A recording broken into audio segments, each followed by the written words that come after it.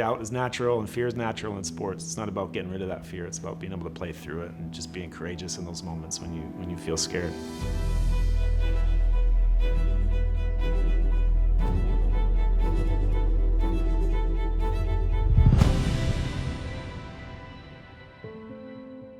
As a kid, I wasn't born with a disability, so I grew up like other kids playing hockey. But I would play any sport I could get my hands on.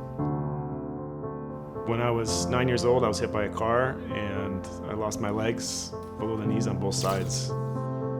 In that moment, everything changed.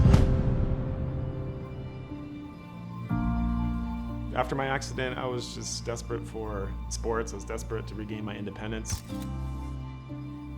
And I was lucky. I was introduced to wheelchair basketball just a year after my accident.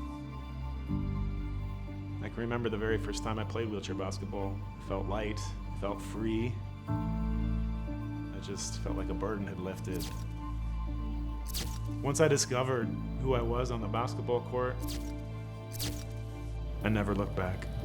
Anderson for three, yes!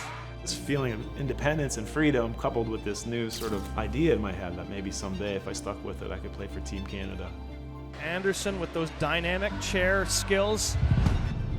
Representing Team Canada was an idea that had been in my head ever since the very first weekend I played wheelchair basketball. So when I finally made the team years later, I just felt like it was the start of something special.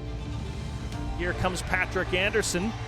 Wheelchair basketball has been a lot of things to me over the years. It's been a calling, it's been a craft, it's been a career. But I think what it's always been to me mostly is just the place where I feel like myself.